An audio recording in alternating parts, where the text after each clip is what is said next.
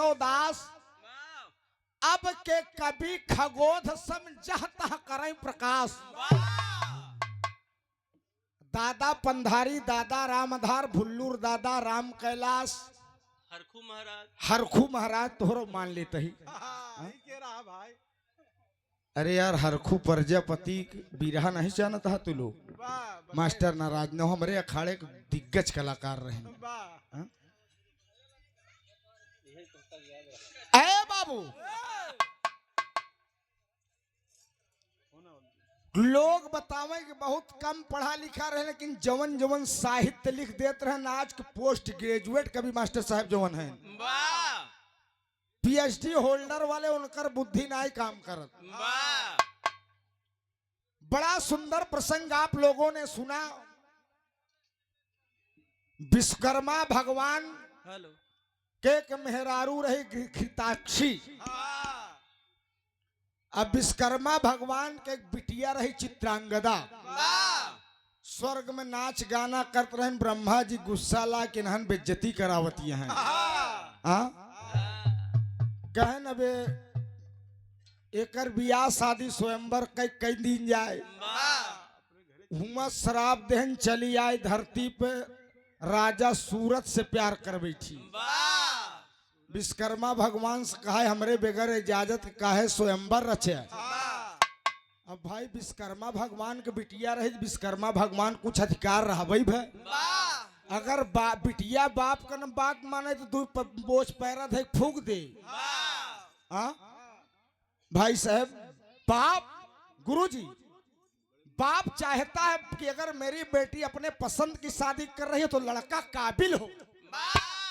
बाप कभी नहीं चाहेगा कि हमारी बिटिया ऐरू गैरू नथु खैरू के साथ चली जाए। लेकिन वो कहा हमार प्यार ठुकराए दिन हम जाते है कूद के नदी में मर जा। बात चली गई तो कौन ऋषि रहन मास्टर? एक ऋषि रहन, चलवन पकड़ लियन, कहन काहे मर जाती है। कहन हमरे बाबू हमरे मन के प्यार के पावे नहीं देता है। कहन तोहरे बाबू को हम शराब दे देते है बानर हो जाई। बानर हो जाई। विश्वकर्मा भगवान बानर हो जाई और श्राप दे देन तो चला गए अंजन प्रदेश। अंजनगिर पर्वत पे मां अंजनी तपस्या करती थी। अब भाई मैं किसी की गीत में टिप्पणी नहीं कर रहा हूं। अंजनगिर पर्वत था, प्रदेश नहीं था। अब प्रदेश हो होत न बताई पाऊ हम। नवा बना हो। अंजनगिर पर्वत पर बानरन में जब जाग मिले तो हनुमान कहनी ससुर उल्टा सीधा बानर ही कहां से आइए दूसरे के एरिया में। तब घृताक्षी लगे हनुमान गए मास्टर साहेब तमाम प्रेम भवा। दुई लड़का भाई पैदा भाई ना लहुर नील। तो मास्टर तुहू बजाई दे का दुई लड़का हमहू पैदा कर दे वही बानरन के संख्या में। यार तू दोनों ने खाली है लड़की वही पैदा करबा गौबो करबा। अरे यार देखा शोक ये बात की बात है मेरे दोस्त। इलाहाबाद में ही तौला जात है समझे। अब भाई हम तनिक बहक जाई। अब बाकी भाई साहब हाय कुल लबे दिन कसम भगवान से कहते कि हमका सिद्ध कह दे न पौबे। हम कहा दू चार लड़का स्टरा बढ़ाई दे के उजने हेरबे पौबे न करबे। हम अपने घरे चला जाब 4 दिन परेशान करबे हो इसका तो हो यार कोनो स्कंद पुराण में लिखाई होई मास्टर। लेकिन नहीं जवन गावा जा था जवन बताऊ बाप लोग समझबे हेरबे तो पौबे कपोल कथा न रहे। बड़ा सुंदर बिटिया से बिरहा सुने। हमार शुभ आशीर्वाद है। बढ़िया बढ़िया धुन तरजाब सुने। टंगिया में टंगिया फसौलिन रे ननदी भौजैया। माल सफेद गिरौलिन रे नंदी भौजैया। तू कुछ गिरावा फिर भाई मार जाबे एक लपड़ भाई हो जाबे। मास्टर कुछ बजाए ले बिरहा हम सुनाई दे मेरे दोस्त। आप लोग इधर से सुने नल और नील की पैदाइश, इधर से हम सुनाई देते बाली और सुग्रीव की पैदाइश। चला बजावा।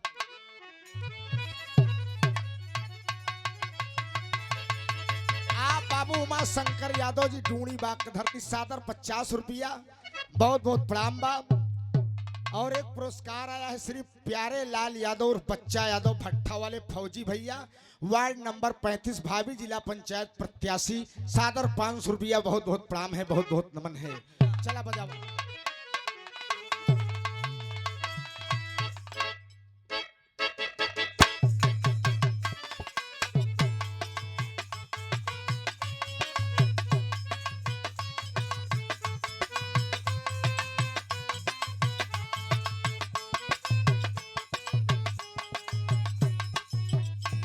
अरे जिया प्रिंसिपल साहब बहुत अच्छे।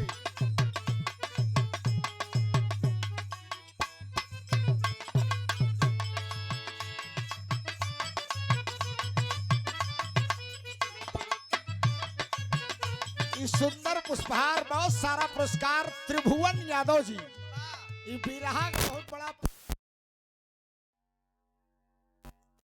आशीर्वाद में बीडीसी लड़ता है, जीत जा माई भगवती कल्याण करें। एक दाएं विश्वास प्रस्ताव लिया दे बदू दाएं पैसा मिली।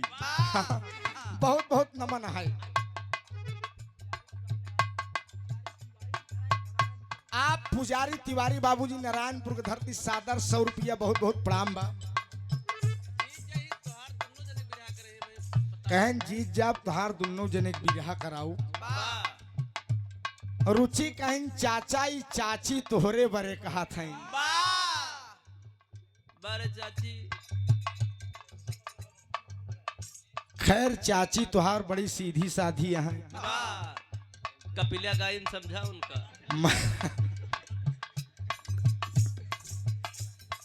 गीत रसील हो बाबूजी, अश्लील ना हो। रुचि तोहरे मम्मी एक दिन मस्त बहन तोहरे पापा के ऊपर। हाँ? पापो बैठा मेरे दोस्त बढ़िया बात तो हमार साढ़ू है। अब बड़ा प्यार है साढ़ू साढ़ू में। कसम भगवान से फोन कभू कार्यक्रम वगैरह में बात हो जात आधा घंटा से कम नहीं बतलाई। जब तक पूरा रुचि के अम्मा के बारे में हम पूछ नहीं ली तब तक फोन रखी नहीं। खाली सड़ुए से बतला था। अरे यार सड़ुआइनो वहन बड़वार हन बातें हो जाए तो हम कोनो बेजा हो जाएगा। हाँ? एक दिन मगन भैन तो पति और पत्नी में जब प्रसन्नता आवत तो प्रेमा लाभ जागत है। प्रेमा लाभ पगलऊ प्रेमा लाभ तू नहीं जानते का जन्म न कर।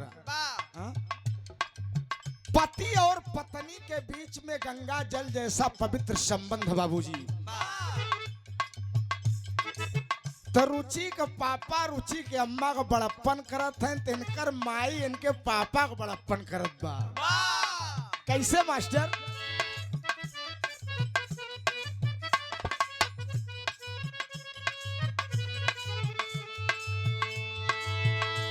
हिरनी सी चाल ऐसी सूरत बबड़ी भोली।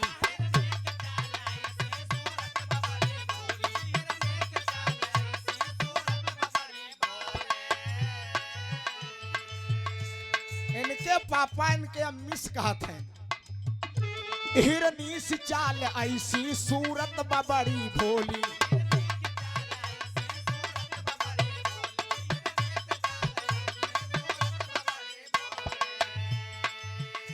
बिजली उतार दिल में कोयलर से तो हरी बोली।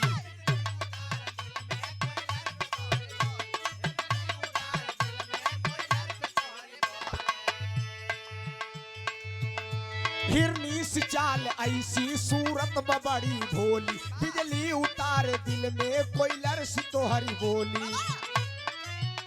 अरे चार देहलू जियरा नागिन जैसे डास के। अरे चार दिहलो दियारा नागिन जैसे डास के। रानी जान मारे घूमतवई में हंस के। रानी जान मारे घूमतवई में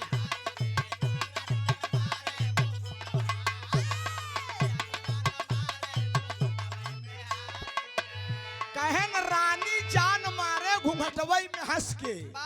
इनके पापा इनके माई के बड़प्पन करन तरे बाप रे बाप। इनके पापा कहन तू कौनो हीरोइन से कम नहीं हो। 100 रुपया पुरस्कार हमारे भैया राम यादव जी धर्मपुर घुरवा। बड़ा प्यार है, हमारे गार्जियन हैं आप। बहुत बहुत प्रणाम है। अपना म्यूजिक प्रयागराज यूट्यूब चैनल के डायरेक्टर महेंद्र यादव दादाजी कलाकारों को बहुत सम्मान देते हैं। हर कलाकार आपकी कद्र करता है। बढ़िया तालमेल कलाकार से बनाकर रखिए, गाना डालिए, कमाइए। 100 रुपया पुरस्कार। बहुत बहुत प्रणाम है, बहुत बहुत नमन है। इब्बा के लमन बलम जी कोरवा में ले ला हमके,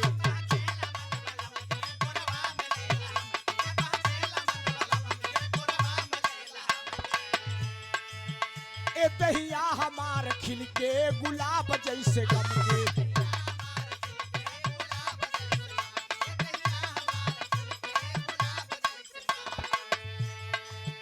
ए बहके लमन बलम जी कोरवा में ले ला हमके, दहिया हमार खिल के गुलाब जैसे गमके, बनकर पहिया में दाहले कास के, दिल कर पहिया में दाबले कास के, मान जान राजा जान मारे रूमलियै में हास के, राजा जान मारे रूमलियै में हास के।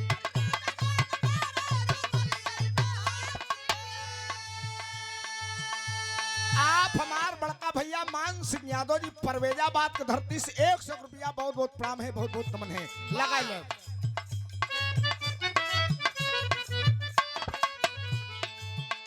तू तय तनाय जान खूबसूरत हऊ,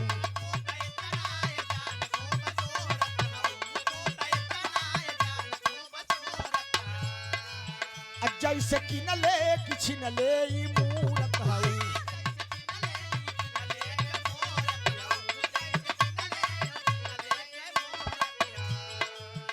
तू तय तनाय जान खूबसूरत हऊ, जैसे कि न ले किछ न ले ई मूरत हऊ, चाँद से भी सुघर तू हऊ 100 गुना,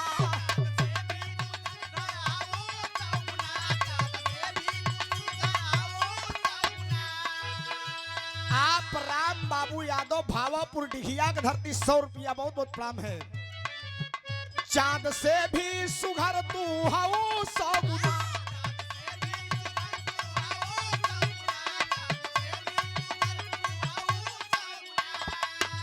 मनवा बता मिलनवा के तीन गिने ना, तुहर पायल के बाजरा न बाज हो, आवाज से मिजाज बनेला,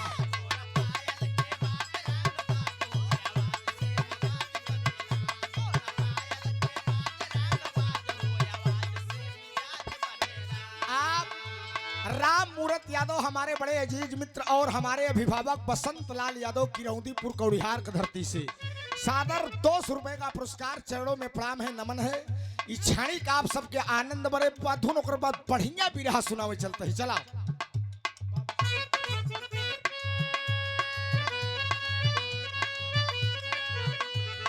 उड़तई चिड़ैया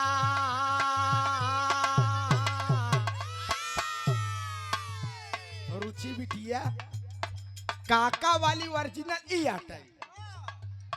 गुरु माता जी भी मंच पर विराजमान है, आपका स्वागत है, वंदन है, वंदन है मेरे दोस्त। आज मंच के माध्यम से वह बात साझा कर रहा हूँ, गुरु माता को देखकर याद आ जाता है। जब कभू गुरु जी से मिले जाई तो गुरुआइन डिब्बा में नमक लगाए के काजू रखे रहे, और गुरु जी बाहर जाए कसम भगवान से डिब्बा काजनी कई डिब्बा काजू लहरी गुरु खिए खाए हो। ये प्यार है। गुरु जी आवे तो कहे यार अब इन्हन के बुलाबू बानर कि नहीं तो इन्हन यही खाई ही नुकसान करी। हाँ? बड़ा प्यार मिले, बड़ा दुलार मिले मेरे दोस्त। अब कोई लाल जी लहरी धरती पर पैदा नहीं होगा बाबूजी।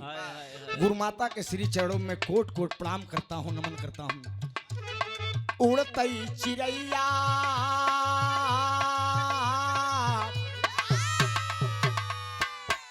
अरे उड़तई चिड़ैया काहे मारा बे,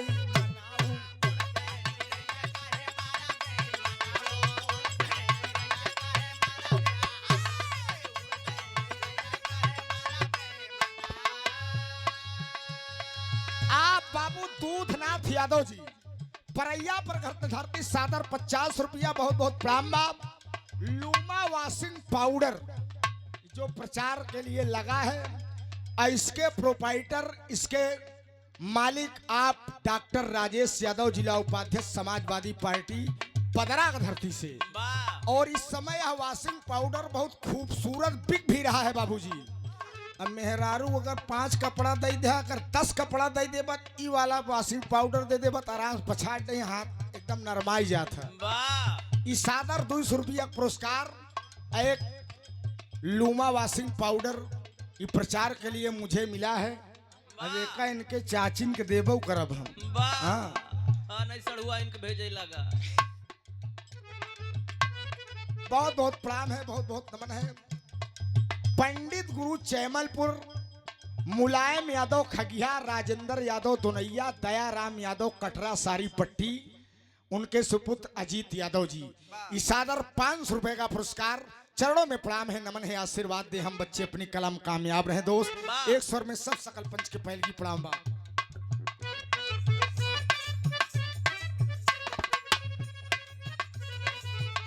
अरे कोठा पे मारा अटारी पे मारा,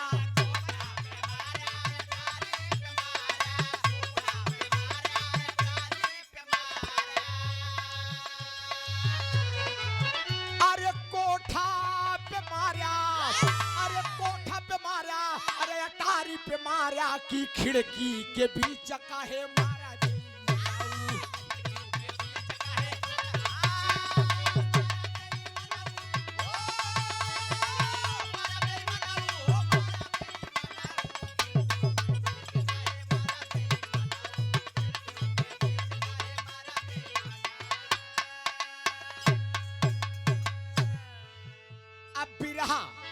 इते आप सबके मनोरंजन में रहा क्षणिक धुन तर्ज, चाचा और भतीजी के बीच में थोड़ा हो जाता है, इतना चाहिए और होना चाहिए मेरे दोस्त।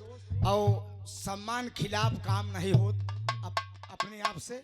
और बिरहा के प्रस्तुति मास्टर साहब, आप लोगों ने नल नील का जन्म सुना, रुचि एक चीज जान ले बिटिया, ये जवन सिस्टम लगावत है, ढेर गवैयस गावत हो, वो सब औड़ा बौड़ा बताई निकल जात हो। हाँ, लेकिन हिंगा नहले पे दहला लगाओ एक प्रयास की जाता।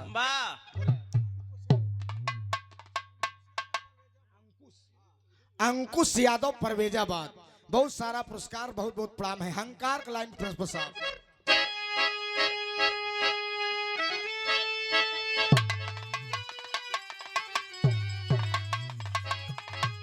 मेरु पर्वत की बात बताई,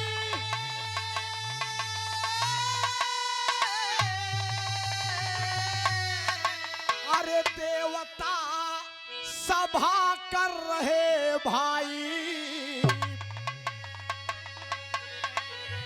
अरे खुशी में आंसू तब ब्रह्मा जी के गिर जाए।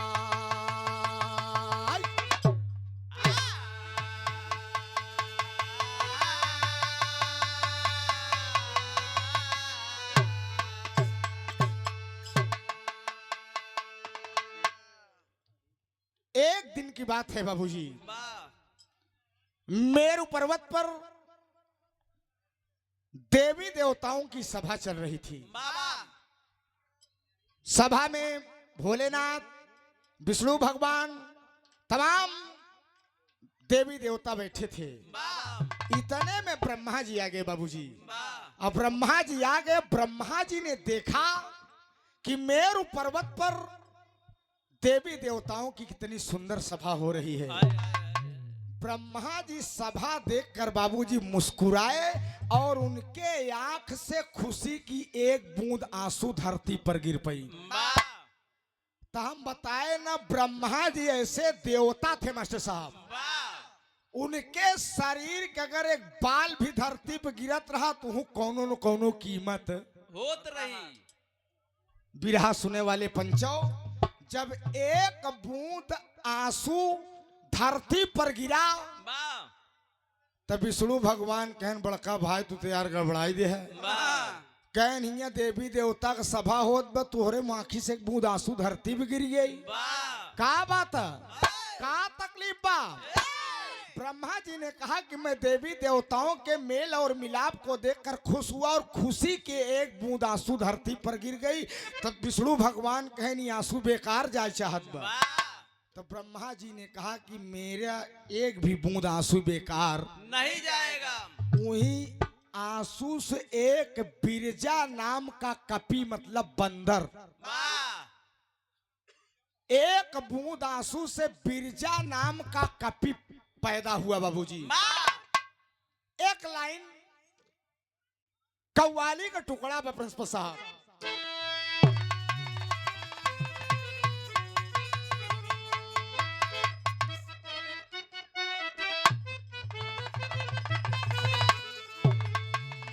स्वर्गीय जनाब हफीज चंचल गाँव है मेरे दोस्त। अरे इरफान,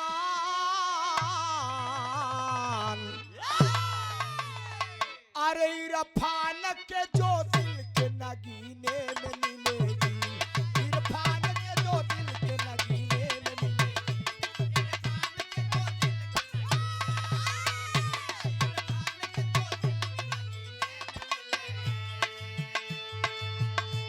इरफान के जो दिल के नगीने में मिलेगी।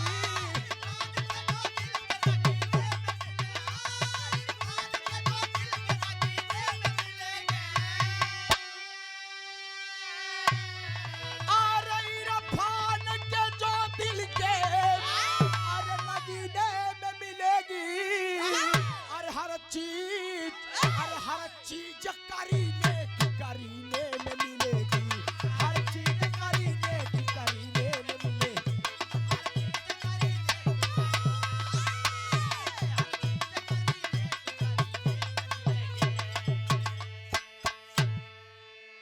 आप बच्चा यादव जी हमारे लोग मेहमान हैं। बा तो हर मेहमान हमारे बगल ससुराल है इनकर बा भाई मेहमान ही है। बा हाँ? खजूरिया तरहेता पड़ी की धरती से 100 रुपया पुरस्कार, बहुत बहुत प्रणाम है, बहुत बहुत नमन है। इरफान के जो दिल के नगीने में मिलेगी। हर चीज करीने में मिलेगी। मक्के में मिलेगी न मदीने में मिलेगी। मक्के में मिलेगी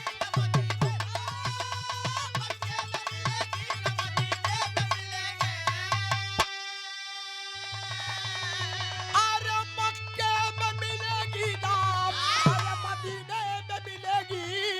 अरे तस्वीर मोहम्मद मेरे सीने में मिलेगी। तस्वीर मोहम्मद मेरे सीने में मिलेगी।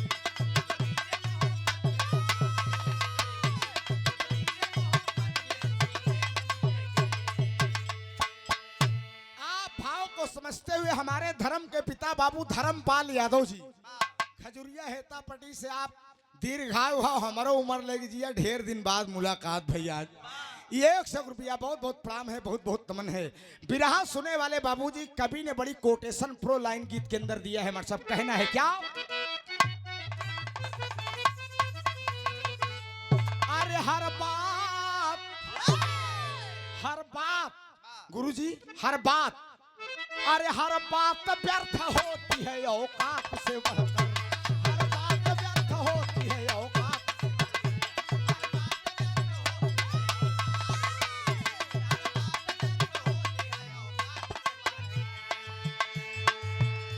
हर बात व्यर्थ होती है औकात से बढ़कर।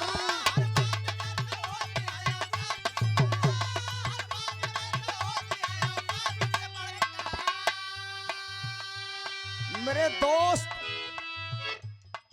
हर बात व्यर्थ होती है औकात से बढ़कर।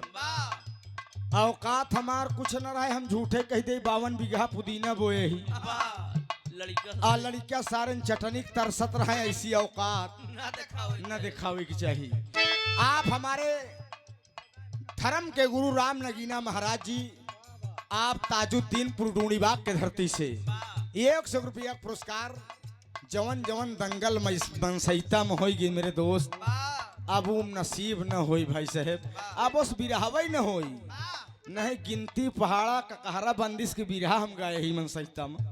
अब तो मेला लगा था, लेकिन अब बिरहा वाला वो सिस्टम नहीं रही है। 100 रुपया पुरस्कार ई मनसैता पैगंबरपुर के बहुत बड़ा आशीर्वाद राकेश के ऊपर है घुरवा ई हेतापट्टी मदारपुर सकरा का। आप लोगों ने मुझे अपना आशीर्वाद देकर, सहयोग देकर, प्रेम दुलार देकर आज 4, 6, 10 जिला में जाता है, गहटार गावत है, तुहार लोग को देना मेरे दोस्त। मैं बहुत बहुत नमन करता हूँ इस धरती को। हर बात व्यर्थ होती है औकात से बढ़कर,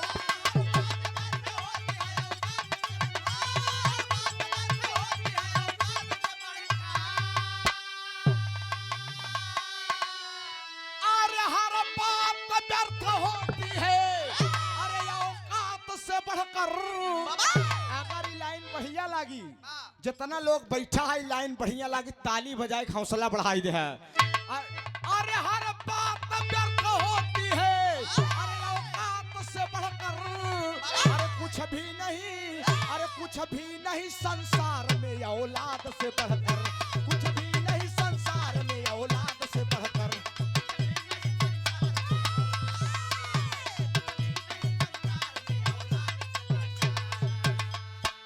मेरे दोस्त, औलाद डाइनियों को प्यारा होता है, दामाद और औलाद केका नहीं चाहत कि हमारा औलाद रहे, हमार वंश रहे, हमार पीढ़ी चले। चाहे पशु पक्षी हो, देश चाहे मनुष्य हो, औलाद की से बड़ी कीमत धरती पर किसी की लाख धन संपदा भरी हो, अगर के वंश चलावे वाला नहीं तो इस धन लेके हम का करबे। आप हमारे पूजनी पिताजी श्री ननकूलाल यादव प्रधान जी के आप भतीजे हरिओम यादव, समाजवादी गीत। हरिओम हम समाजवादी सिपाही नहीं यार, हमारे भंडार कमी नहीं, लेकिन बिरहा हम लोगन के बांधा तो भाई लास्ट में समाजवादी हो जाई। 200 रुपया बहुत बहुत प्रणाम है।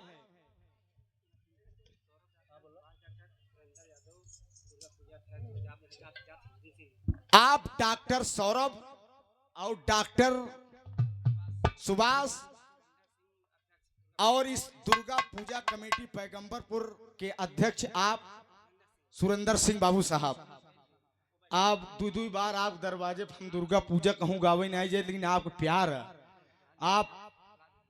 आपका स्वागत है, वंदन है, अभिनंदन है। आप लोग बिरहा हमार सुनत है, ऐसे ठकुराने पंडिताने वाले बिरहा करावे लगते तो और दुकान बढ़ जाता अकर ही बिरहा में बहु रही इसी में मेरे दोस्त। इस सादर 101 रुपए का पुरस्कार, 301 रुपया पुरस्कार तीनों साथी की ओर से बहुत बहुत प्रणाम है, बहुत बहुत नमन है मेरे दोस्त। अब गौर करा, जब ब्रह्मा जी के एक बूंद आंसू धरती पर गिरी, बिरजा नाम के कपी मतलब बंदर पैदा हुआ, तो होत का मास्टर कहानी के शुरुआत बन नजम लगत बा।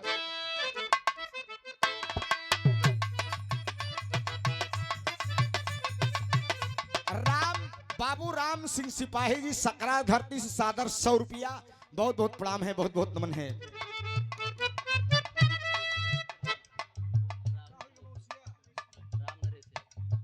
आप हमारे पूजनीय गुरुजी राम नरेश यादव जी, मनसैता गुरुजी लगा होता है पैगंबरपुर। आप कलाकारों को तलाशने और तराशने काम करते हैं। हमारे राहुल ढोलक मास्टर के आप मौसा जी हैं, और हम वाला पद जोड़ दे तो हम फंस जाओ। 100 रुपया पुरस्कार बहुत बहुत प्रणाम है। आप लोगों का आशीर्वाद मिल जाता है, इससे बड़ी दौलत क्या हो सकती है। कहानी की शुरुआत बा।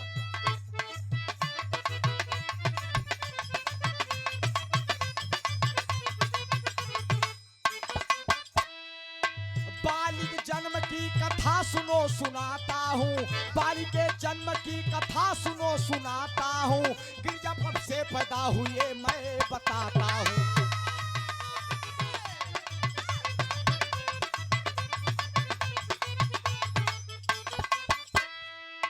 एक दिन बिरजा बनवा में घूमई गईले, एक दिन बिरजा बनवा में घूमई गईले, जोर की प्यास लगी मन बड़ा व्याकुल गईले।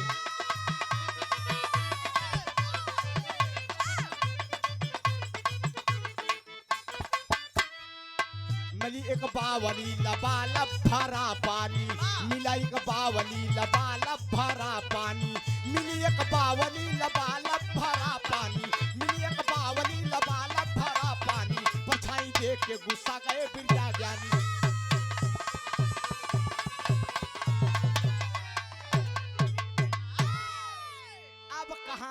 समझ ले। एक दिन बिरजा कपी बियाबान जंगल में घूमने गए। घूमते घूमते बिरजा कवि को बड़ी जोरों की प्यास लग गई। पानी बियाबान जंगल में बिरहा सुने वाले पंचौ नाय मिलत पे एक बावड़ी दिखाई देती है। तो बिरजा कपी बंदर तो रहबई करें, गैन सोचे नहीं बावड़ी में पानी पी के प्यास बुझाई नहीं। जब बावड़ी में नेपाने तो नहीं कि परछैया वही पनिया में परछैया पनिया में दिखान तो बानर तो खिसियाने नहीं में खियू खियू कह के मास्टर साहब जब खिसियाने तो ऊपर परछैया खिसियाई। फिर चौक पीछे आवे, फिर समझ जब नेपाए तो फिर वही परछाई दिखाई।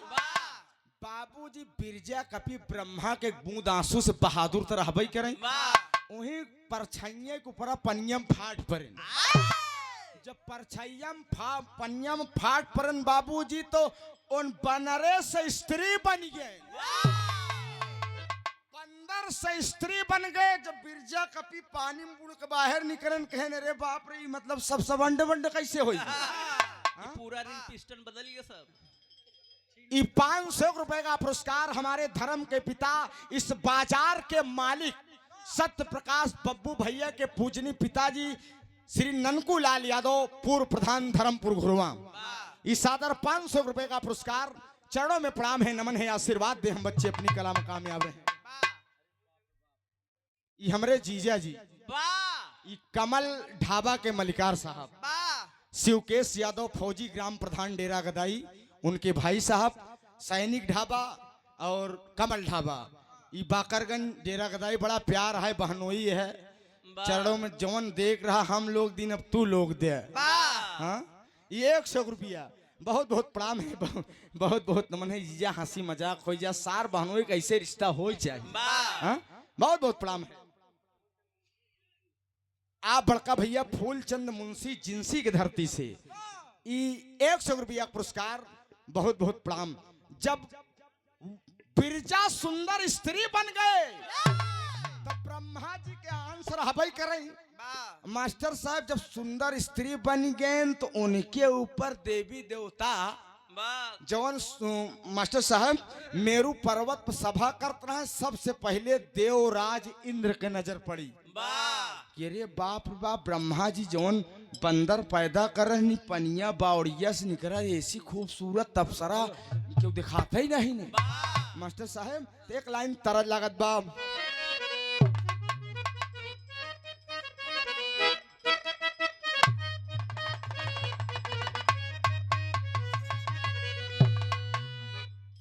बहुत बढ़िया तर्ज लग भाई साहब। अरे अमवा के चिकन पाती, अरे अमवा के चिकन पाती टिकोरा कौनो तोरई ना पावई।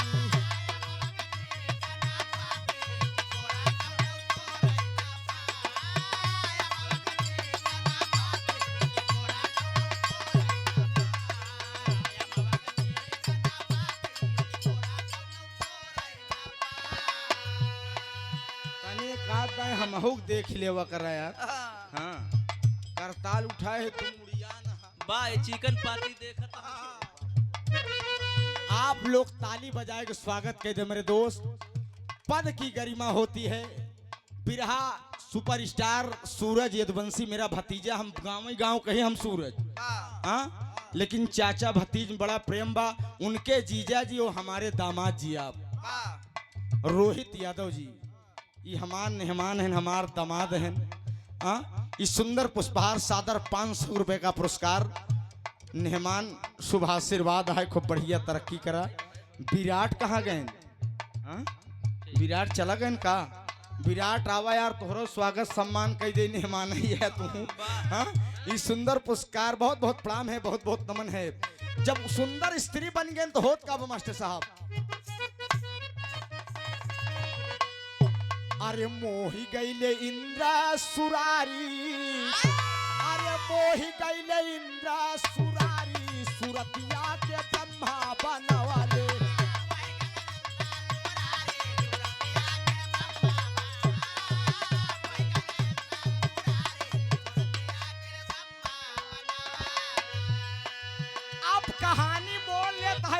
सुने वाले पंचों ई बिरहा बहुत कम ई आज अवसर आए के गाय देते हैं, नहीं कहूँ दिमाग में नहीं आवत बात। जब ब्रह्मा जी के कृपा रहबई करे उ सुंदर स्त्री बन गए रहे बावड़ी से, तब बाबूजी देवराज इंद्र जैसे लोग पंचायत करत हैं, सब बातचीत करत हैं, तो उनकर दिल दिमाग वही लड़की पे बा। लड़की पे बा कितनी सुंदर कैसे हो गई। बाबूजी वही देवराज इंद्र कल्पना करते करते स्खलित हो गए। अस्खलित हो गए। हाँ, एक विज्ञान पढ़बे तब पता चली। स्खलित हो गए देवराज इंद्र का वीर्य। मास्टर साहब, उस सुंदर स्त्री के बालों पर गिरता है। किस पर? बालों पर। बाल पर गिरता है तो ब्रह्मा जी देख के खिस से सांस देन कहन कैसे यार, देवताओं के राजा हैं आप, नाश कई दे है। अब देवराज कहन कहन इज्जत बचावा हमार, हम देवता का राजा ही, अब गड़बड़ हो गई, इतनी सुंदर लड़की बनाई दे है। हाँ तो होत कब मार साहब,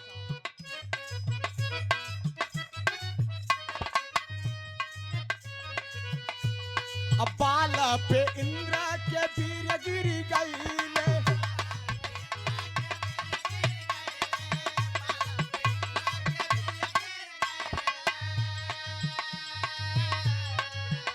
अरे सुघर भवा लाल नाम बाली धरैले, सुघर भवा लाल नाम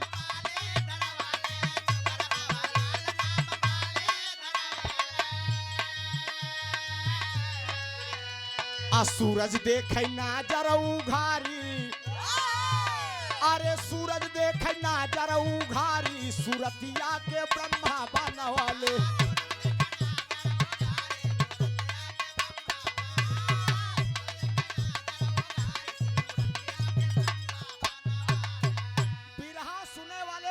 हम कोनो कपोल कथा नहीं बतावत है, आनंद रामायण के बिरहा बतावत है। बाबूजी जो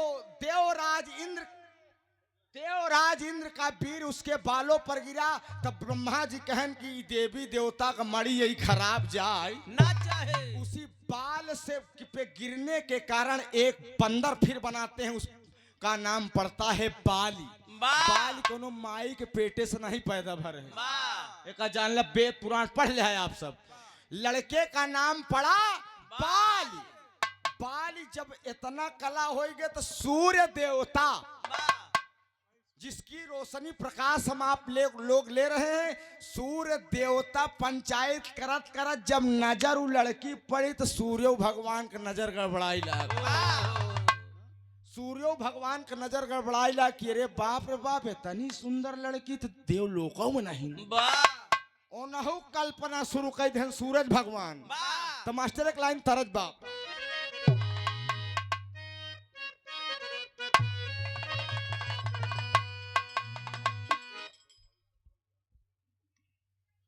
आप हमारे मेहमान का चाचा सर्वजीत यादव जी, भावी ग्राम प्रधान प्रत्याशी आप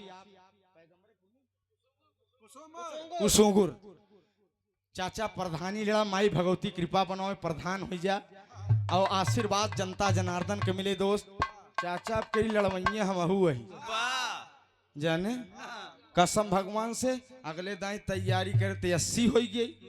अब करी ठीक बा तैयारी होत बा लही जाए शेर ना सवाव से ताल बजते समाज की सेवा करते ही गवैये बजवैये ही मेरे दोस्त। लेकिन भाई साहब अभी सिटिया क्लियर नहीं तब ही जान ऊंचा जा दो हमारा सादर चाचा की तरफ से 100 रुपया माई भगवती कृपा बनी रहा है, प्रधान हो जा आशीर्वाद हमहन कलाकारन के ऊपर बना रहा है। बहुत बहुत प्रणाम है।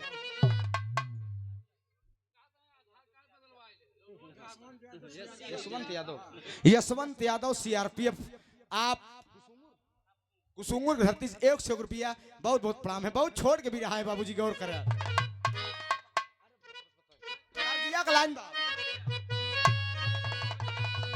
अरे छोटे हमारे श्याम हुए, दादा राम कैलाश वाले की मास्टर साहेब बिरहा सुने वाले मेरे दोस्त बड़का भैया दास कहा था। अरे छोटे हमारे श्याम हुए, अरे छोटी सी उमरिया रामा, छोटे हमारे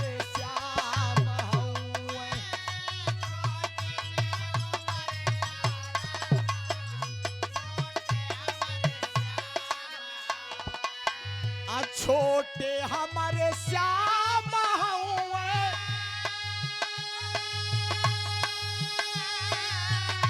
अरे छोटी सी उमरिया ये रामा, नाने नाने हाथवा में, नाने नाने हाथवा में, ए सोहेला बसुरिया ये रामा, नाने नाने हाथवा।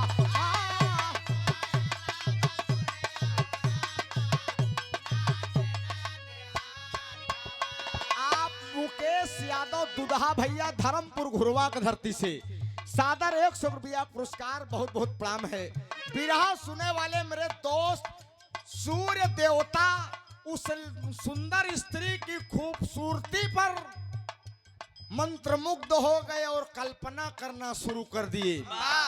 कल्पना बड़ी खराब चीज हुआ करती है मास्टर साहब, अच्छी कल्पना होते और कभौ कभौ सपने में ऐस मनई मिल जाती जेका कभौ क्यों सोचे नहीं रहा। हाँ? मेरे दोस्त, सूर्य देवता उसकी खूबसूरती का वर्णन करते करते उसके शरीर के अंगों का भी वर्णन मन में शुरू कर दिए। जब शुरू कर दिए तो बिरहा सुने वाले पंचों, सूर्य देवता भी उसकी खूबसूरती की कल्पना करते करते स्खलित हो गए। जब स्खलित हो गए तो सूर्य भगवान का स्खलन उस स्त्री के गर्दन पर जाकर गिरता है। कहाँ? गर्दन पर। ग्रीव, ग्रीव माने गर्दन होता है, ग्रीव माने गर्दन पर जाकर गिरता है। होता क्या है मास्टर साहब?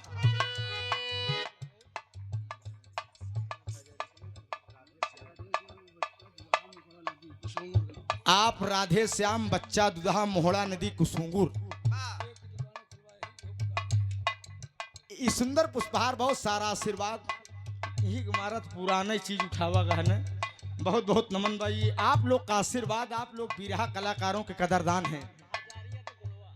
आप बाबू हजारी यादव जी धर्मपुर घुरमा की धरती से, गुणवा, हाँ बताया नहीं यार, गड़बड़ाई जाए, गुणवा की धरती से बहुत बहुत प्रणाम बाप।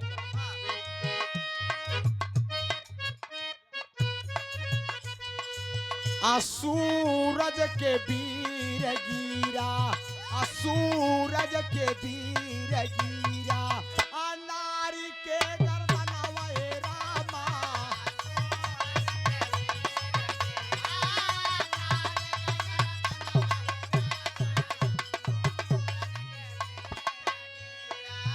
सूरज के वीर गिरा,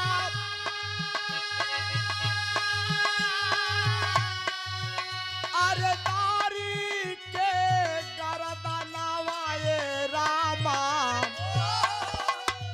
कई दिहले ब्रह्मा एक, कई दिहले ब्रह्मा एक, लाल के रचनवा ए रामा, कई दिहले ब्रह्मा एक।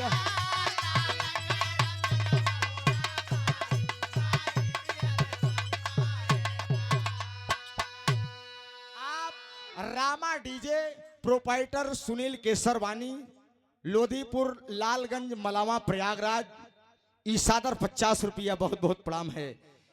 बिरहा सुने वाले मेरे दोस्त, जब तू लड़का उस स्त्री के बहन, एक लड़का जो बाल से पैदा भा, बाल जो गर्दन पर जिस सूर्य भगवान का अंश गिरा, तो उस ग्रीव से सुग्रीव उस बच्चे का नाम ब्रह्मा जी ने रचा।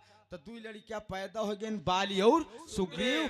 तब बिरजा कपी सुंदर स्त्री भवई रहे भाई साहब, उन्हन दोनों लड़कवन के लालन पालन करत रहे, बगल लिटाए रहे, सोचत रहे यार कि हमारे ऊपर कैसी विपत आई गई, आई बावड़ी में हम न कूदा हो तो मेहरारू ना बनी, बड़ी हमार गति बई लड़कन का पालन पोषण करे में होत का है। पंचो देखा कितना बढ़िया निष्कर्ष बिरहा में निकल जात बा। एक लाइन तरज बाप,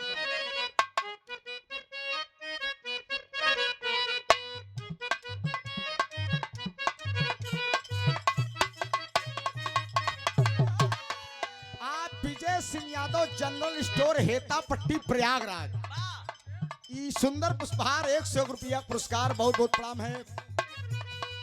जैसे नावई बासावा के काइनिया, जैसे नावई बासावा के काइनी, ओसे गोरी नहीं नहीं के चलती ना, जैसे नावई बासावा के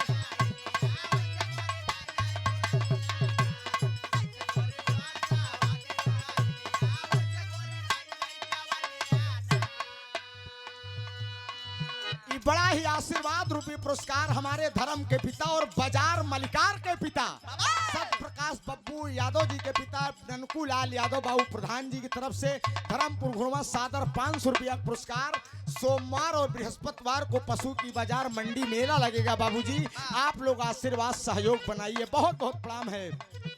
संघावा में सोवई दूना हुला लानावा, संघावा में सोवई दूना हुला नानावा, मानावा में सोचई गुजरिया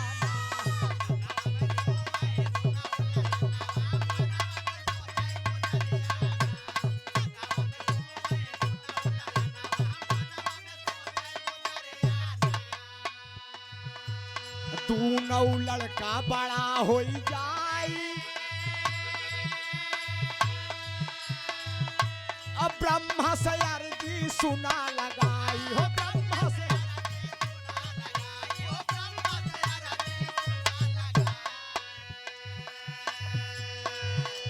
चाहत बाटी मनई के तनवा,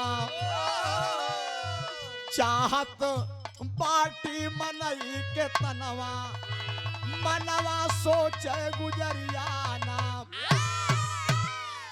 सुंदर स्त्री दोनों लड़कन का पालस पोषत जब बड़ा करस बाल और सुग्रीव जब बड़ा भैन मेरे दोस्त, तब वह स्त्री ब्रह्मा जी से अर्ज करती है कि भगवान लड़का तो देहा एक ही बाल से एक ही गर्दन से, बाल और सुग्रीव आपने नामकरण भी किया, लेकिन अब हम मनई के तन चाहते हैं। तो ब्रह्मा जी ने कहा कि आप तो कपी थे, बंदर थे, तो मनई कैसे हो जाए?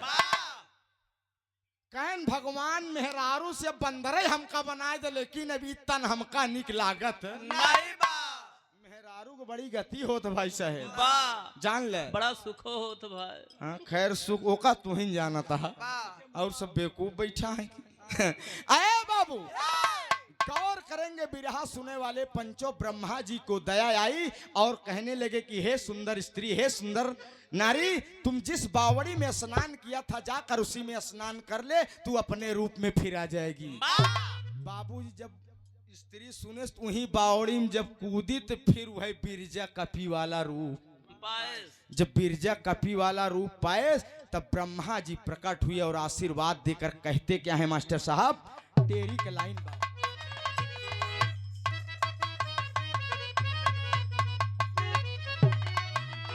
अरे किसकिंधा का राजा बिरजा बन गया, अरे किसकिंधा का राजा बिरजा बन गया, अरे बिरजा कवि को ब्रह्मा दिया सिंहासन ताजा, बिरजा का राजा बन गया।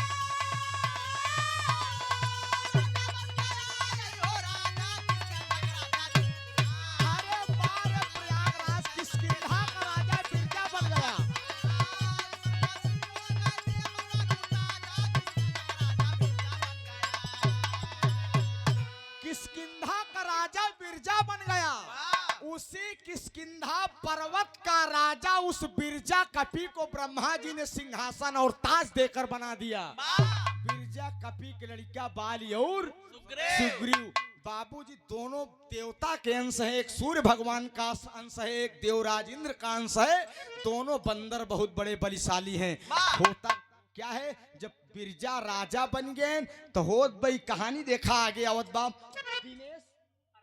अरविंद गौतम राष्ट्रीय सचिव समाजवादी पार्टी, अरे वाह, इस सादर 100 रुपया पुरस्कार, बहुत बहुत प्रणाम है।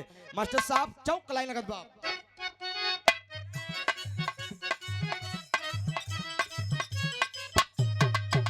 अरे तब करके तब बाल सुग्रीवा,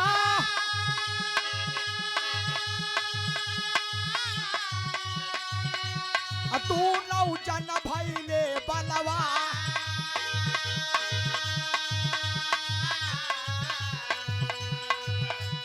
कुछ दिन बीता सुनिला बाबू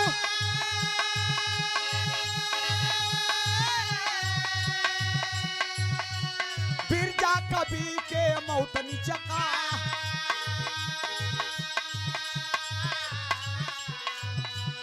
अंत्येष्टि तब किया दोनों ने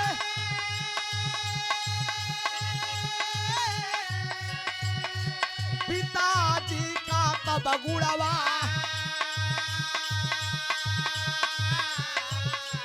स्वप्न में कहने लगे ब्रह्मा जी स्वप्न में कहने लगे ब्रह्मा जी पिता को दीजिए पिंडारा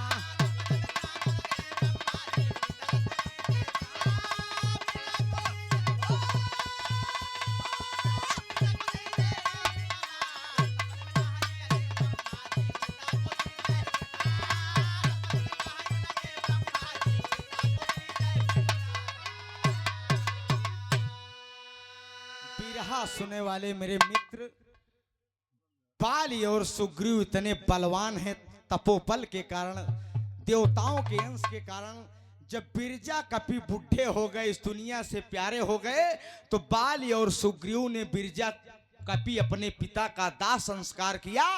एक दिन दोनों भाई लेटे हैं और ब्रह्मा जी ने बाल को सपना दिया कि बाल तुमने अपने पिता बिरजा कपि का दाह संस्कार कर दिया है लेकिन उनको जब तक पिंडदान नहीं दोगे उनकी आत्मा को शांति नहीं मिलेगी। तो बाबूजी सबेर भवा तब बाल का करस पिंडा का पूरा सामान सजाए के सोचे जाई आज अपने पिता बिरजा जी पिंडदान दे दे उन्हों का आत्मा स्वर्ग हो जाए और किष्किंधा का राजा हम बन जाए हमारा छोटका भाई सुग्रीव जना।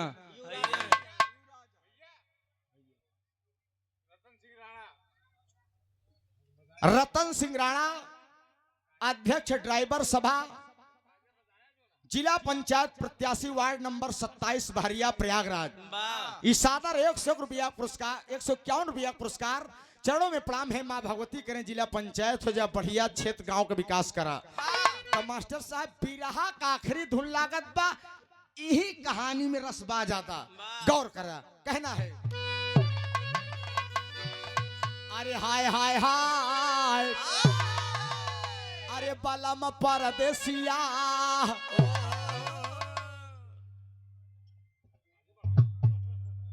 अब वहीं आप लोग सुनबे भया न घुसुरी के बाद वर्धा सरिये हमार मोड़ी कटलिन हमार बूढ़ा हाँ मास्टर साहब लेकिन दादा वाली आप अरे बलम परदेसिया अरे लावटी के नाही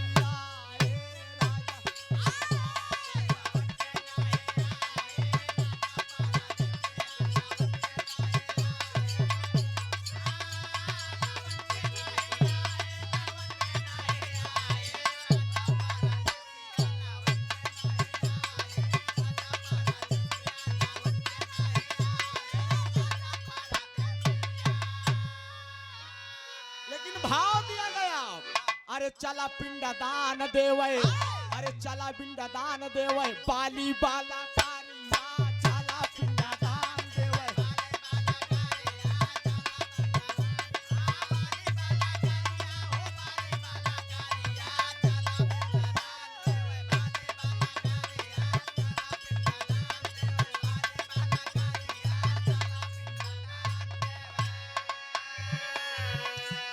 चला पिंड दान कर साज के समानावा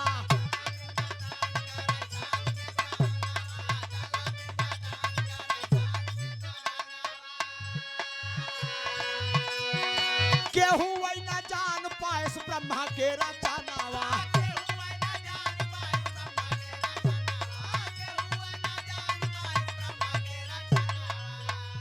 अरे सात फल तार देख गिरला डगरिया चला है पिंडा तान देवै बाली बाला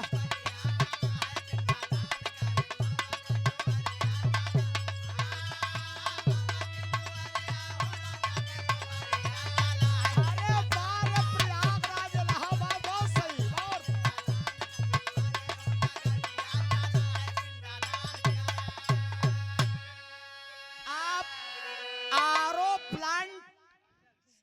मंजल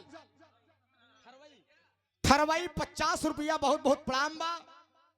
माई भगवती कल्याण करें।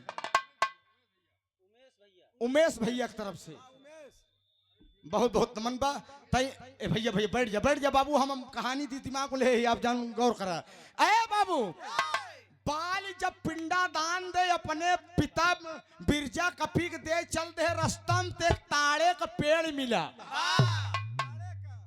गौर करा बुजुर्ग दादा बाबा लोग बिरहा सुने बैठा, एक ताड़ का पेड़ गिर रहा, ओमा फल लगा रहा, 7 फल बाबूजी ताड़ के वही धरतिया पर गिरा रहा। बिरजा के पिंडदान दे वही बाली जात रहा सामान लेके। जब 7 ताड़े के फल देखे सोचे से यार इस 7 गोलियाए की धई दे जाए पिंडदान दे कह के आई अपने पिताजी। आज यही के भोग हम लगाओ यही के भोग लगाओ। बिरहा सुने वाले पंचो 7 फला जब गोलियाए के धई दे तो बाली गवा पिंडदान दे से तने मायस देखे देखी मोट के अजगर ससुर 7 फला 7 फला लील गया।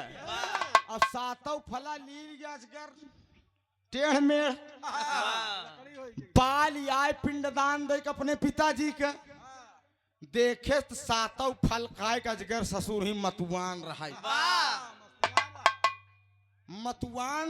बाली बाबूजी मास्टर साहब देवराज इंद्र के अंश रहा। श्राप दे देश कहे सरऊ जैसे का लीले है तोहरे ऊपर 7 पेड़ जाम जाए। श्राप दे देश बाली बाबूजी अजगर लीले वही श्राप से तड़प के मास्टर साहेब मर गया। तो मरा कैसे रहा ये ऐसे टेढ़ तो वही जहां जहां 7 फला लीले रहा तो वही 7 पेड़ टेढ़ मेढ़ ही लगा जाम तो इतने में श्राप दे जब चल दे तो मास्टर साहब आल्हा लगत बहुत का है देखा बिरहा निचकान बा।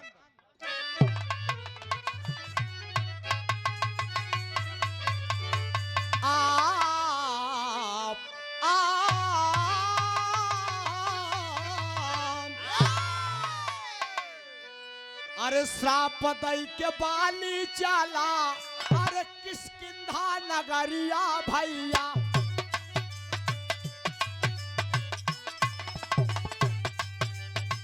मतगरी सियावत रहे राही आई माझा।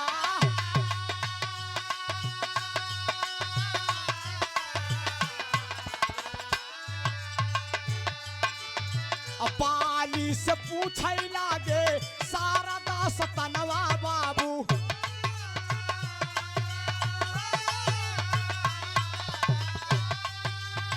बाली बतावे तब पूरा समाचार।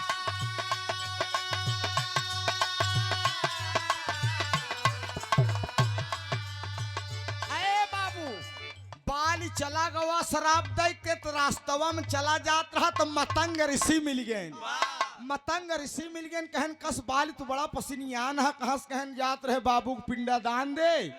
रास्ता में 7 थी ताड़े के फल गिरा रहा हम गोलिया धई दे हम कहे पिंडा दे के आओ ताज ही के मुखारी करब तवा ने खी अजगर ससुरवा उ 7 फला लील ले गुरुजी हम ओका श्राप दे दे जैसे लीले यहाँ टेढ़ मेढ़ वैसे 7 पेड़ तोहरे ऊपर जामे। अब गुरुजी उमर जाए अजगर पेड़ जामित कहन सुना बेटवा जा हम तो का आशीर्वाद देते ही उस 7 पेड़ अगर जाम जाई 7 पेड़ अगर जाम जाई तो एमा एक कारण ई बनी कि जे एक बाण से 7 ताड़ के पेड़ गिराई वही कहाँ थे तुहार मौत बाल वही कहाँ थे तुहार मौत। अरे गुरुजी गोड़वई पकड़ लटक ग बाल कहा अब के ससुर एक बाण से टेढ़ मेढ़ 7 पेड़ गिराई पाई बाल घमंडिया गए मास्टर साहब हम अमर हो गए। अब हमसे बड़ा बहादुर धरती माई के लाल बा पहुंचा सुग्रीव कहा ए सुग्रीव आपन मेहरारू हरारू कुलियावा हमारे हाथ उ किसकिंधा पूरा कब्जा बना ले मास्टर साहब। तब वही जब बाली और सुग्रीव में बाबू राम और सुग्रीव में मास्टर साहब जब मित्रता हुई हनुमान जी से भेंट भाई गौर कर सुग्रीव भेजन कहन कहन हनुमान जा देखो बाल सेना भेजत बा राज दरबार से भगाइन दे मेहराऊ लड़के छीनी ले बा वो कहत बसरवा कि हमका गुरुजी आशीर्वाद दे एक साथ ताड़े पेड़ एक बाण से को मारी न काटी न पाए अब हम अमर हो गए मरबई न करब। बाबूजी जब राम से मित्रता हुई तब सुग्रीव अपन व्यथा बताए कहे भगवान बाल केस न मार पौबा। रामचरितमानस में चौपाई दी गई है। बिरहा सुनने वाले साथियों, हे नाथ ताड़ के 7 पेड़ जो देखत है भारी भारी। गौर करा बिरहा सुनने वाले कछार बेल्ट के एकदम श्रोता बंधु। हे नाथ ताड़ के 7 पेड़ जो देखत है भारी भारी, जो एक बाण से बेधेगा वो होय विजय का अधिकारी। गुरुजी है ने रामचरितमानस में है ने बाबूजी तब वही राम मास्टर साहब राम सुग्रीव के सपनों को पूरा करते हैं। गैन एक बाण से मास्टर साहब गैन तो का काम करन अजगरवा जो टेढ़ा मेढ़ हुई ऊपरा जामा रहा तो अजगरवा का पुछिया दुनिया का मालिक विष्णु अवतारी रहबे बहन राम वो करे पुछिया पैसे औंठा लगाएं तो उ अजगरवा सट सोज हो गया जीवित हो गया सोज हो गया। जब 7 पेड़ सामने आए गए तो मर्यादा पुरुषोत्तम राम एक बाण से मारे समाप्त हो गया। तब जाकर बिरहा सुने वाले पंचों बालिका वध करते हैं मर्यादा पुरुषोत्तम राम। मास्टर साहब ये बिरहा रहा रुचि बिटिया आज न गाय हो तू नल नील के जन्म का करे हम बाल सुग्रीव के जन्म बताओ करती आप लोग का प्यार दिमाग में बात आएगी मेरे दोस्त। ये कौनो कल्पना हो आप आनंद रामायण पढ़ लिया उठाए के ये चौपायु रामायण बा और यही कथा है। ग्रीव माने गर्दन, गर्दन पे वीर गिरा सुग्रीव, बाल पर वीर गिरा बाल पैदा हुए। दोनों महान स्तंभ रामायण आप सब सुंदर कांड रामायण कराते हैं। एक से बढ़कर एक प्रसंग लंका कांड में आपको सुनने को मिलता है।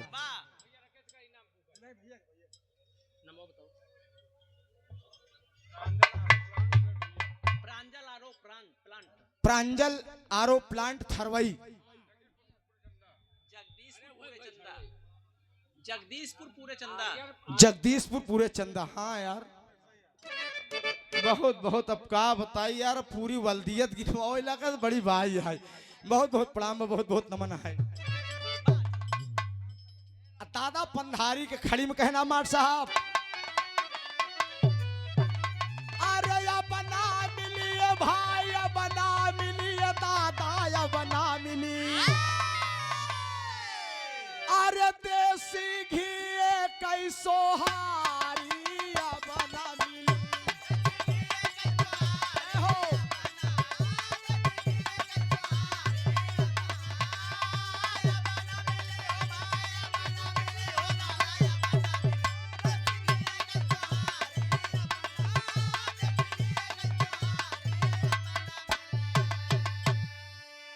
देसी घी एक सुहारी अब ना मिले यार तू पूरे हिराने की बेइज्जती करता है। हमारा बेगलप्पड़ भई गिर जाबे ये कहता है पूरे हिराने की बेइज्जती करता है।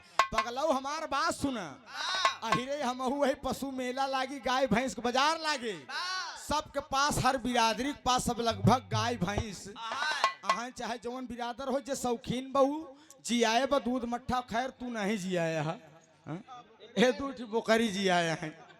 अरे बाबू गौर करेंगे आप सब बंधु व्यवस्था होते हुए भी क्यों देसी घी एक सुहारी खाए नहीं पावत बा।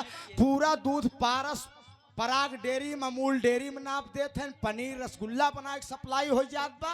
कभू देवी देवता को रोड चढ़ावे भवा माई हरे 7-8 सुहारी काट दिन देवता के चढ़ाए दिन घरे के ललाए बहरवासु सही कहा था ना चाहे खाए ले लेकिन कहे ना यार 1.5 लीटर अब वही 100-150 काम फिर हो जाई चले कहा भाई संझा खर्चा पानी होई।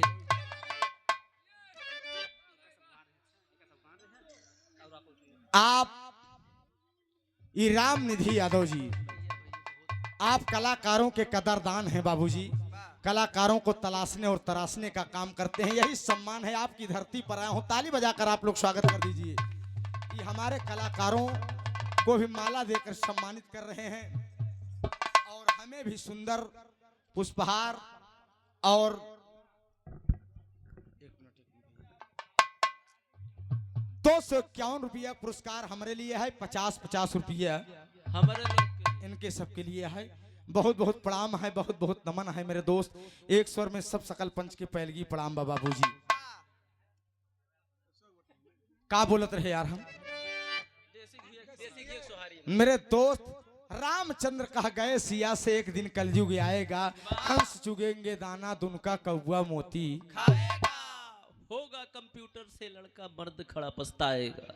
ये तुलसीदास के सग्गई साढ़ू है ने ये कहा था होगा कंप्यूटर से लड़का मर्द खड़ा पछताएगा। क्या यार अब हमारे लोग काम खत्म हो गया। बा यार लिखल पढ़ल है हमके। लिखा पढ़ा सही कहा था। अब मेरे दोस्त जैसे आदमी के अंदर शुक्राणु की कमी हो जाए तो इलाहाबाद में 3 तरह व्यवस्था है। बेबी ट्यूब से भी अब लोग लड़कियां पैदा कर देता है। सही कहा था ने। हम विज्ञान के बात बताओ तो अस्पताल के बात बताओ तो कोनो उस बात नहीं। बेबी ट्यूब से भी बच्चा गुरुजी पैदा होत बसो। सही कहा था। कुछ दिन मनई काम खत्म हो जाई, होगा कंप्यूटर से लड़का मर्द खड़ा आन से आवत बा। डॉक्टर साहब के एक मरीज पक्का कहन देखा भारी बाल्टी ने उठाई, अब बोझा ओझा न उठाए, खूब बढ़िया काजू बादाम खाए मस्ती रहा। ओकर बाद ऑपरेशन से लड़कियां हम पैदा करबई करब। और पत्नी पलंग पर बैठेगी और पति पैर दबाएगा। पत्नी पलंग पर बैठेगी और पति पैर दबाएगा। इहू महाराज है लॉकडाउन लगा हुआ, ढेर जने अगुआ बियाह झूठ बोल कराई दे रहे हैं। कहन बच्चा जो है टेलको कंपनी में इंजीनियर है, 3.5-4 लाख नगद ले लेहन, बुलेट ले लेहन, घर दुआर बढ़िया डेकोरेशन टेंट में बेड सेट रजाई गद्दा पायन। जब यह लॉकडाउन लगा, जब वही टर्की में भर के भेड़ी की नहीं जब आयन भाई साहब तो हमारा सरकार नियम बना रहे 14 दिन इन स्कूल में क्वारंटीन रही। अरे बाप रे बाप, दुल्हनिया गई लग्गी ऐसे कटिया बनाए सो रुपया कुन्ही लग्गिया में फसाए ले। अब फसाए पानी छिड़क के रुपया घरे सैनिटाइजर लगाए धैले कहे 14 दिन ही रहे। 15 दिन आया, जब 15 दिन गए, जब संझा खाए पिए के बाद मुलाकात भाई कहन कस बड़ा तू तो कहा हमार इंजीनियर रही, हमार नौकरी पक्की है। कहन पगली का बताइए अगुआ झूठ बोले। कहा हमारे बाप के सताई कितना दे जले तब वह जवन तुहार गोड़ दबावत रहे वह दुल्हनिया बढ़ाए सागे वाला गोड़। पत्नी पलंग पर बैठेगी और पति पैर दबाएगा। और दुनिया देने वाला ही इस दुनिया पर दुनिया देने वाला ही इस दुनिया पर। और कुछ अर्ध बदन स्त्रियों का भोला फैशन कहलाएगा। अर्ध बदन स्त्रियों का रुचि तो हमार बहुत बढ़िया लड़की बा, कपड़ा भी बड़ी सुंदर पहना था। नहीं रुचि है कि मच्छरदानी वाला कपड़ा चला है ने। तो प्रतापगढ़ के पहचान है यार। अरे यार खैर तू दोनों जने जिला वाले सही है। मेरे दोस्त नहीं कि मच्छरदानी वाला कपड़ा चला। अरे देखे के बाद हड़बड़ाई जा कुल। अरे मोर पर अर्ध बदन स्त्रियों का भोला फैशन कहलाएगा। माई हरे हिया तक कमीज पहने शरीर के कौ अंग दिखाए ना। आज वही कमीज में 3 ब्लाउज बनता।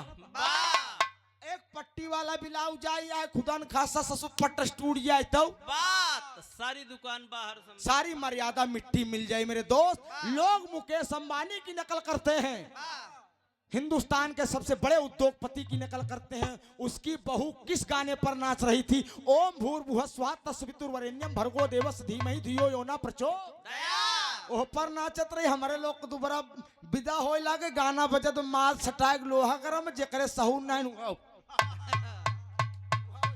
कूदत बहु। मेरे दोस्त नकल की जा सकती है, नकलों में अकल लागत है। अर्ध बदन स्त्रियों का भोला फैशन कहलाएगा। हम कोई जरूरी नहीं है कि बेटी जींस और टॉप पहनकर मार्केटिंग करने जाए। समीज सलवार से बेहतर पहनावा हमारी बहन बेटियों के लिए कुछ नहीं हो सकता। बाबूजी शिक्षा का स्तर बढ़ा है लेकिन संस्कार बिगड़ गया है। आप अपने बच्चों को पढ़ाइए, एक रोटी कम खाइए, चटनी रोटी खाई ले, कपड़ा 2 दर्जे पहन लिया, फटा रही चली, लेकिन पढ़ाई दिया जिस तरीके से धर्मपुर घुरवा में कौन सी ऐसी पोस्ट नहीं है, IAS से लेकर PS CS तक कौन ऐसी पोस्ट नहीं है। शिक्षा की देन है बाबूजी, शिक्षा की देन है। आप आर्मी मिलिट्री लाइन लगी, IAS PCS तक के लोग धर्मपुर घुरवा में है। जिस जिले में गाने जाता हूँ काला टाइट करके बताता हूँ कि जिला प्रयागराज का रहने वाला हूँ। मेरे जिला प्रयागराज में भी 2-3-4 IAS PCS के लोग हैं। एक मेरा रिश्तेदार चकसाधोपुर मास्टर साहब सधवापुर, इस बार शिवम यादव IAS की परीक्षा फाइट किया है बाबूजी। शिक्षा की देन है। यहाँ दीपावली आ जाए माई हरे कहीं काजरम कच्चा कोसम कुहार की काजर पार्क लगाए मर सोया नहीं, पूरा घर मरे के बाद छछुन्नर हो गया। डेर के मारा पूरा घर काजल लगा ले, ससुर काजल लगाए स्वर्ग नरक हो जाए। ओकरे बाद एक त्योहार आई एकादशी, बढ़िया बढ़िया ऊख चूहिले ही जोन पुलौछी बची ओका सूप पीटी सवेरे माई हरे ईश्वर भैया आवे दलिद्दर भैया, ईश्वर भैया आवे दलिद्दर भैया, सूप ससुर पीटे दलिद्दर सार भागी। अपने लड़का पढ़ाई लिखाई DM SDM IAS PCS हो जाए, दलिद्दर ससुर अपने आप घरे से भाग जाए और 10-20 जने 50 लाख लेके आए, कहीं भाई मान लेते अभी हवा लक्ष्मी की तांता लग जाए। मेरे दोस्त अगर हमारे बात से के ठेस लगा हो तो हम क्षमा चाहिए थी। और अर्धबदन स्त्रियों का भोला फैशन कहलाएगा और झूठे का बोलबाला होगा नेता मौज उड़ाएगा। अरे जिया तुलसीदास के साढ़ू कहा तहा झूठे का बोलबाला होगा नेता मौज। बिरहा सुने वाले पंचों हम प्रधान जी कोट देव गायन जय राम जय। आओ प्रधान जी आवा चाय पी ले। नहीं प्रधान हम चाय नहीं पी। प्रधान सोचन ससुर हमार चाय नहीं पियत बस हमका वोट का दे। एक ही फरार 420 ससुर आई जाए कहे प्रधान 50,000 देता वहाँ कहती मोहल्ला कोट बिगड़त यह बटवाई दे। प्रधान 50,000 देहन गवा 15,000 बाटे 35,000 जेबा में ना घरे चलागा ना अपना ही वोट दे ना अपने मेहरुए के दवाई पाई। प्रधान कहनी हमार पक्का मनाई यह चलत चौधरी चौधराना चलागा 420 फराडन के रंग है भाई उनका बड़े 2-3 प्रधान भाई संझा की भेजी वो चारों जने अलग अलग बात बताए। वहाँ चमरौटी वाली वोट तो अपन पक्की है, कोहराने वाली तो अपन एकदम 100% है। एक प्रधान बताए 3-4 बोतल दारू धई ले और खूब 2-4 महीना रोज मांगत तू पिए अपन अशोक भाई। इसीलिए बाबूजी बाली और सुग्रीव का जन्म हुआ और बाल का वध मर्यादा पुरुषोत्तम राम ने किया। आखिरी लाइन तैयार है।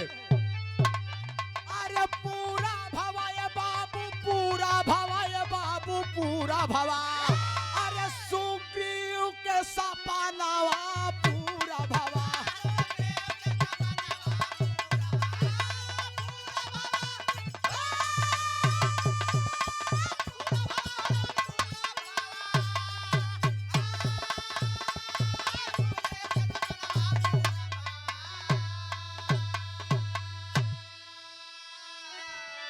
स्वर्ग में आसन लाए गुरुवर मुन्नी लालपन।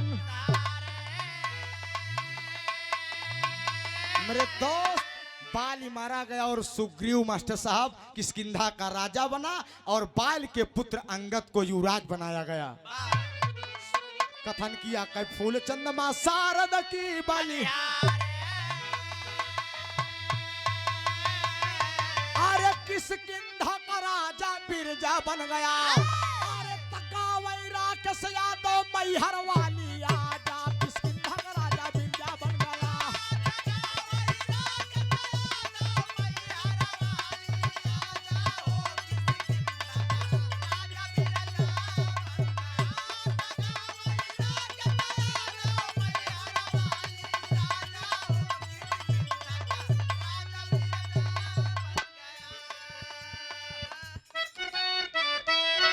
दुनिया का मेला मेले में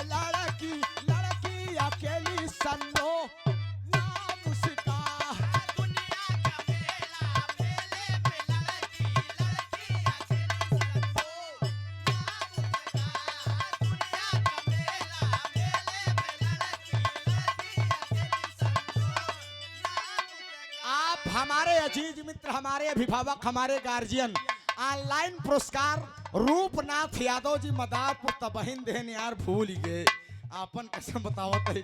रूपनाथ भैया क्षमा चाही थी यार, हम तबहिन आप मैसेज करक राकेश भाई पुरस्कार आपको पहुंच गया, तनी हमार भी बोल दे, लेकिन हम यार बतवाइन में भूल ही गए और एक आध जने का और भूल गए, हम क्षमा चाही थी, नाराज न हो जाए फिर बुलाए जाए कम हम यार उनकर नाम दुनिया जाना था, रुचि है। पगलऊ मारत तू झगड़ा लगावत है, रुचि पगलवा झगड़ा लगावत गाना है दुनिया का मेला, मेले में लड़की लड़की अकेली सन्नो, सब जानता है रुचि बिटिया रुचि नाम बा, अब बड़ा बढ़िया नाम बा, जैसे नाम होत मनई कैसे गुण भी होत है, नाम बहुत प्रिय है रुचि, और वही प्यार से आज आप अपना मुकाम पा रही हैं, हमारा शुभ आशीर्वाद है बिटिया, जुग जुग जिया, बिरहा और आगे ले जा, बाकी चाचा हरे ऐसे लगा रही है। अब हम सोचे रहे खिचड़ी बड़ी ठंडी रहने, तोहरे अम्मा शायद मिले, नहीं आ पाए हम, आप उसकी कटारी लागल है प्यारी,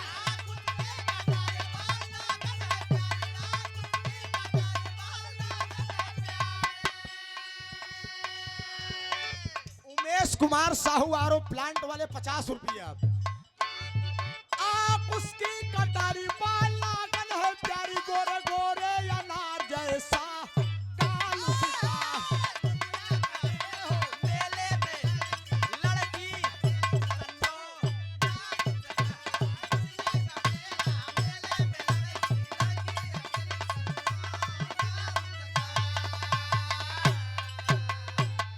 बहुत बहुत धन्यवाद। गावे बजावे बोले में कोनो गलती होई के होई, हमारे पास के कोनो ठेस पहुंची होई, अपन भाई बेटवा बच्चा समझ क्षमा करा दोस्त।